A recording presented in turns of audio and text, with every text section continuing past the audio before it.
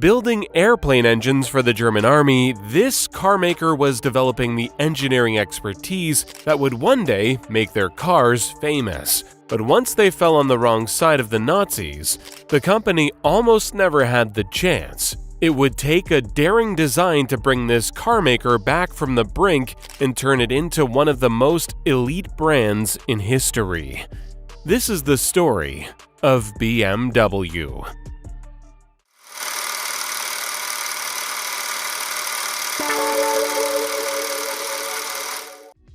Chapter 1. Karl Rapp.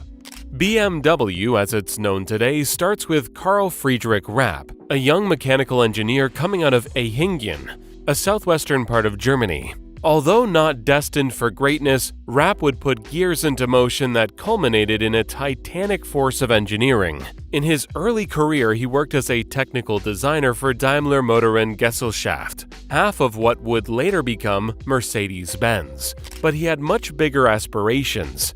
After gaining experience at Daimler, he left the major motorworks company to lead a company called Flugwerk Deutschland. This was Rapp's first introduction into the aircraft industry, where he oversaw an operation manufacturing engines and machinery. But the finances of Flugwerk Deutschland were failing, and the company was dissolved. Instead of abandoning the ship, Rapp was able to raise 200,000 Reichsmark of capital and establish his own enterprise in 1913, which he named Rapp Motoren Werke, on the same property as his former employee. Growth was rapid. Within just 2 years, the company was employing 370 workers. Rapp's business coincided with the beginning of World War I.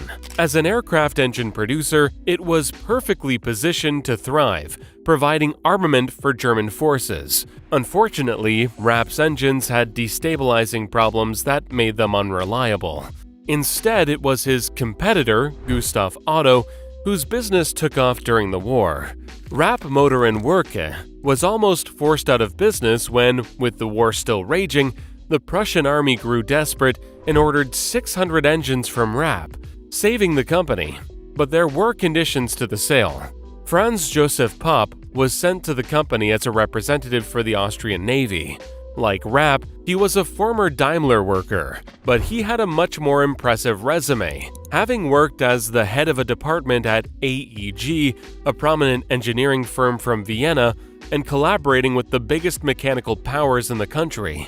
During this time in the Navy, he convinced his superiors that Rapp Motoren Werke was perfectly suited for wartime production. What Rapp didn't know was that Popp was really coming to take his company.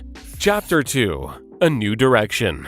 Franz Popp went to Rapp Motoren Werke to ensure quality control.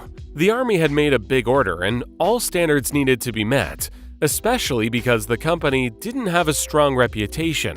Without high expectations, Popp was still shocked by what he found. The lack of management was causing chaos and threatening production.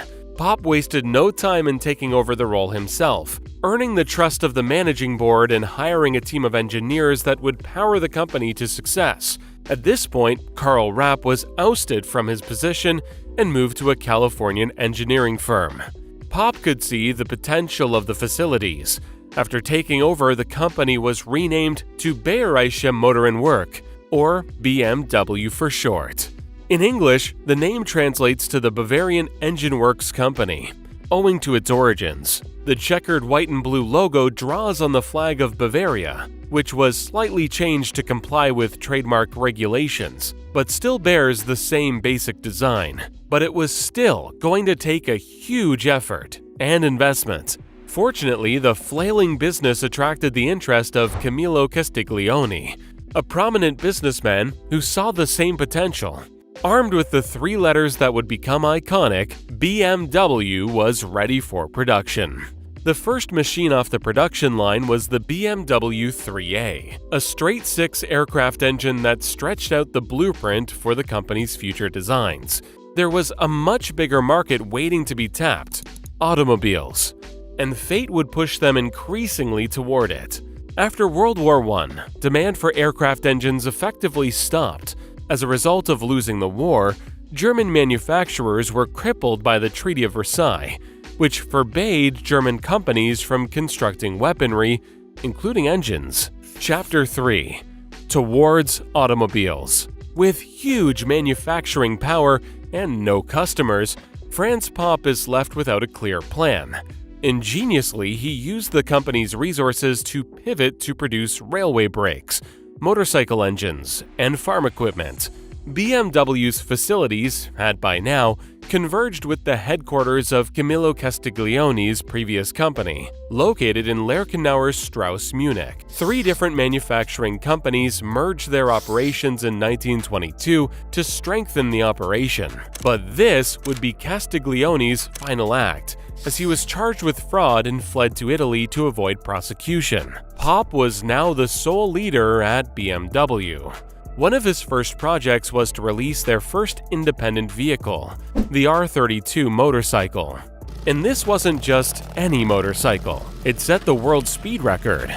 BMW was fast becoming known throughout Europe for its engineering prowess, and by 1928, after taking over the automobile company Fahrzeugfabrik Eisenach, BMW shifted its attention to the vehicles that would help them skyrocket to global success. With a 747cc side-valve engine, 3-speed manual transmission, and a top speed of 75 km per hour, the BMW 315 DA2 signaled that a big new player had arrived on the scene. Those in the car industry knew that with BMW's engineering capabilities, it had the potential to dominate the automobile world.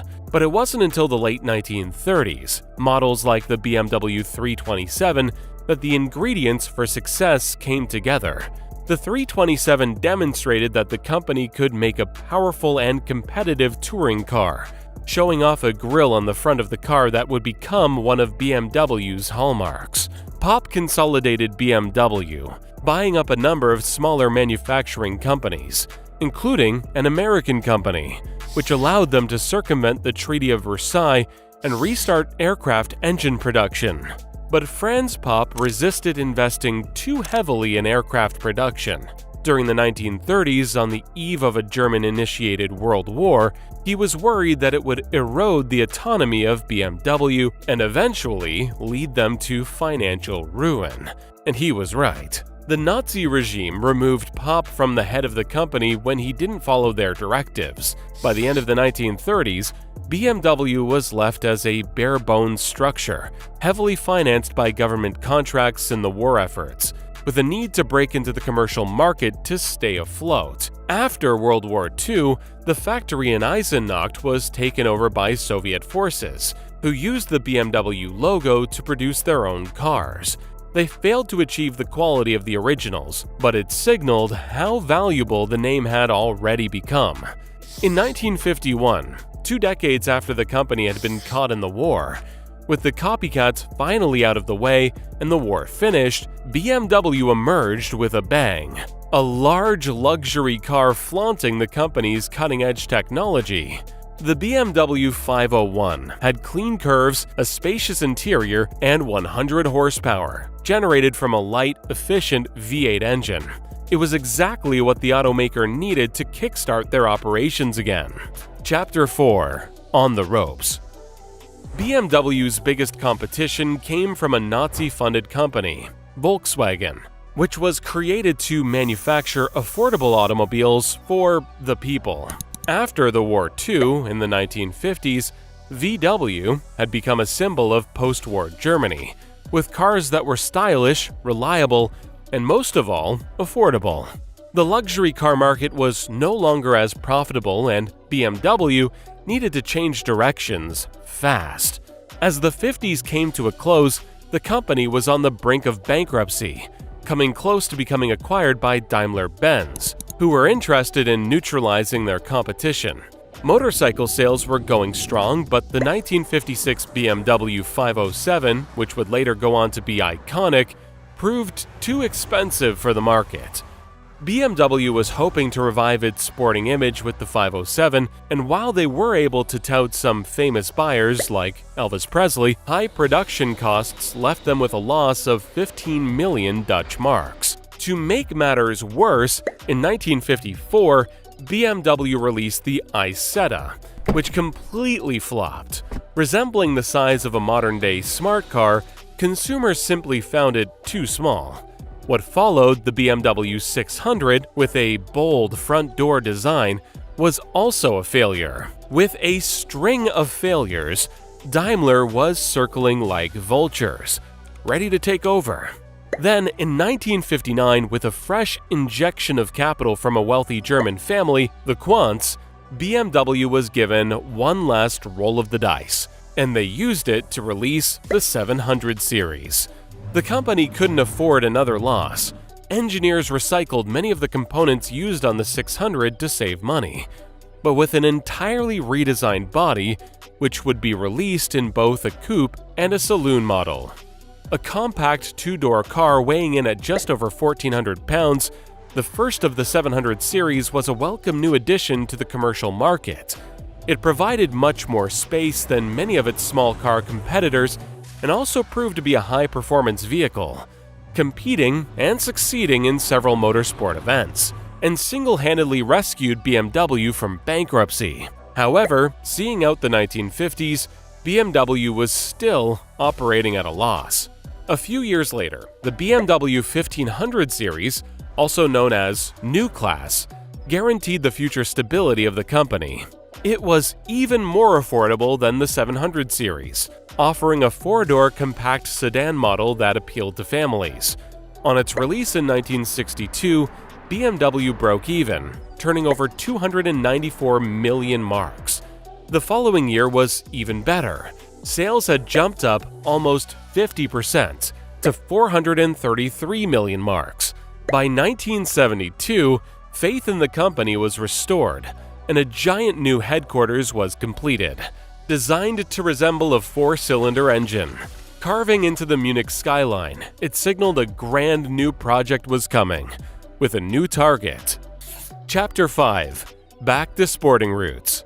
Having established itself as both a luxury and functional automobile maker, BMW had matched the competition of Volkswagen. Their success allowed them to continue to produce successful models throughout the 1970s, like the 5 Series mid-size sedan and the 3 Series compact sedan, the 6 Series luxury coupes, and the 7 Series large luxury sedans. Now, BMW turned to another German rival, Porsche. Committed to becoming competitive in motorsports, BMW knew that racing success would go hand in hand with greater brand recognition. That's when the M1 was born. Developed to distinguish itself from its competitors, the mid-engine design allowed for greater balance and traction of the rear tires. BMW briefly partnered with Lamborghini to construct the car's chassis but finished the project alone, resulting in one of BMW's most unique designs, described as a supercar full of soul, luxury, and speed. The M1 model was later voted one of the greatest in the brand's history. With a 3.5-liter, 3,453cc six-cylinder engine, 273 horsepower, and a top speed of 165 miles per hour, this was by far the most powerful car BMW had ever produced, and it marked the launch of the widely successful M division, dedicated to manufacturing high-performance cars. Between 1978 and 1981, 397 M1 models were hand-built, and it left its mark on motorsports history.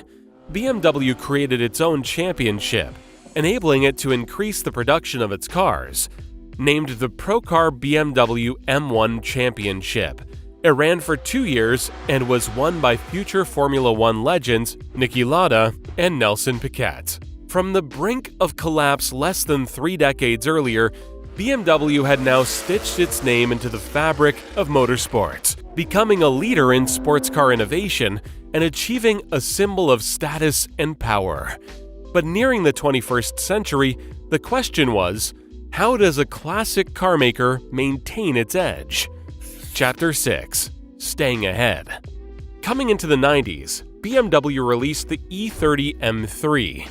This has become BMW's most recognizable design, spurring generations of models that continue until today. Many car enthusiasts consider this model to be the peak of BMW's engineering, introducing a radical new front diffuser, rear spoiler, and other body parts changes to make it one of the most sporty and aerodynamic models of the 3 Series. By 2005, BMW was 1.3 million cars per year. BMW remains a favorite for car collectors, continuing to produce parts dating back to the 1940s. But its adaptability has kept the brand on top, helping to double its revenue between 2011 and 2021 to over 111 billion euros a year. BMW became one of the earliest car manufacturers to adopt hybrid technology. In 2010, with the launch of the I-Series, the company pushed Ferrari and McLaren to develop hybrid supercars. BMW now sells more than 2.1 million cars a year, and they continue to push the envelope, currently at the forefront of hydrogen fuel cell testing. But their main focus has been in between these two extremes, balancing cutting-edge automobile engineering with their trademark style. The BMW M2, released in 2015, epitomized this balance, mixing the classic feel of the 20th century BMWs with modern technology. The M2 is one of the company's most popular releases and the definition of a sports car. Beginning as an engineering company manufacturing aircraft engines, BMW emerged from a complicated early history to rise up to the juggernaut of Volkswagen, carving out its own identity in the luxury and sports car markets.